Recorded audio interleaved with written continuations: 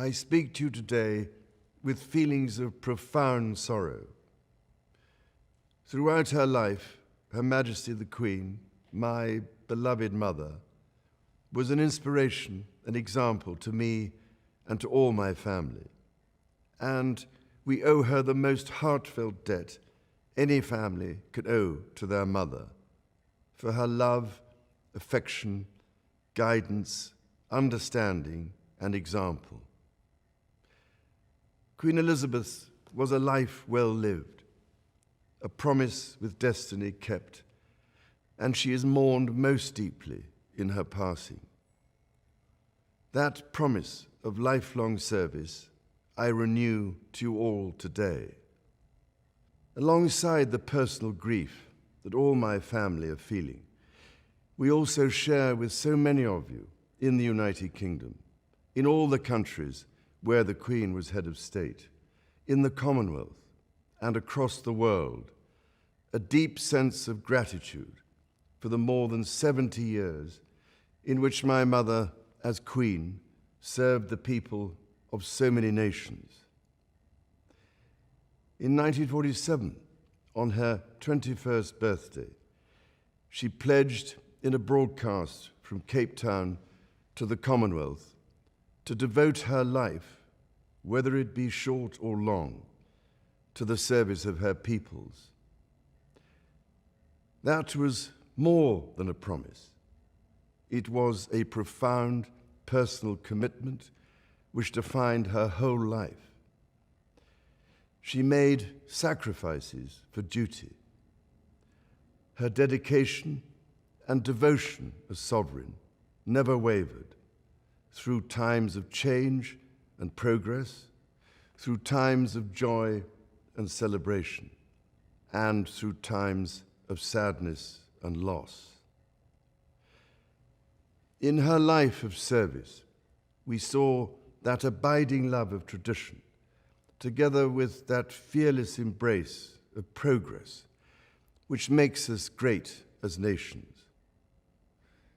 The affection, admiration, and respect she inspired became the hallmark of her reign. And as every member of my family can testify, she combined these qualities with warmth, humor, and an unerring ability always to see the best in people. I pay tribute to my mother's memory, and I honor her life of service. I know that her death brings great sadness to so many of you, and I share that sense of loss beyond measure with you all. When the Queen came to the throne, Britain and the world were still coping with the privations and aftermath of the Second World War, and still living by the conventions of earlier times. In the course of the last 70 years, we have seen our society become one of many cultures and many faiths. The institutions of the state have changed in turn. But through all changes and challenges, our nation and the wider family of realms, of whose talents, traditions, and achievements I am so inexpressibly proud, have prospered and flourished. Our values have remained and must remain constant. The role and the duties of monarchy also remain, as does the sovereign's particular relationship and responsibility towards the Church of England, the church in which my own faith is so deeply rooted. In that faith and the values it inspires, I have been brought up to cherish a sense of duty to others and to hold in the greatest respect the precious traditions, freedoms, and responsibilities of our unique history and our system of parliamentary government. As the Queen herself did with such unswerving devotion, I too now solemnly pledge myself throughout the remaining time God grants me, to uphold the constitutional principles at the heart of our nation.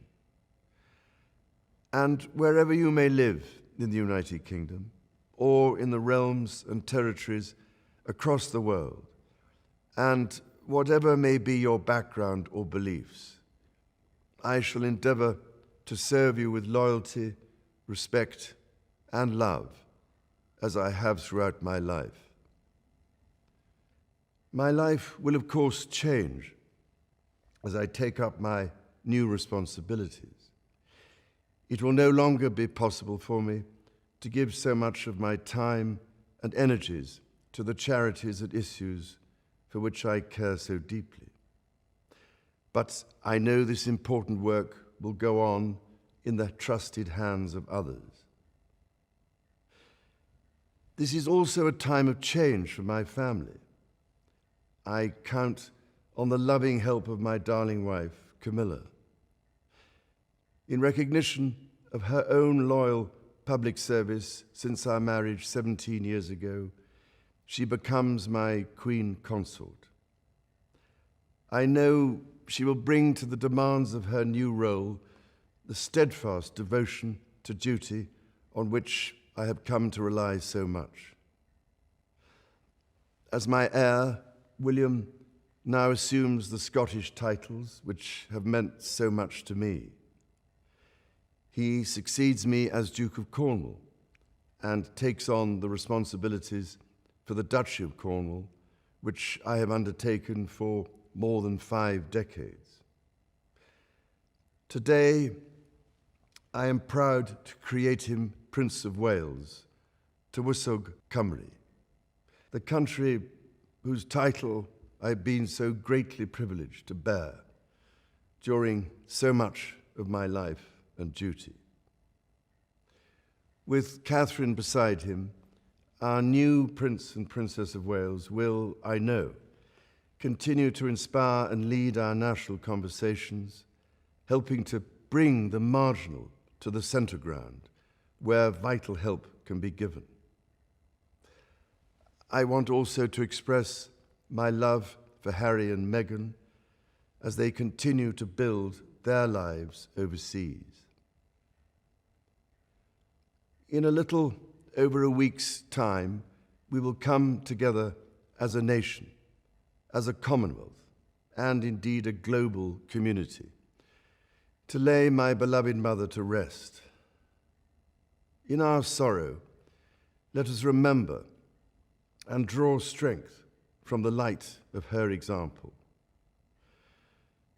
On behalf of all my family, I can only offer the most sincere and heartfelt thanks for your condolences and support.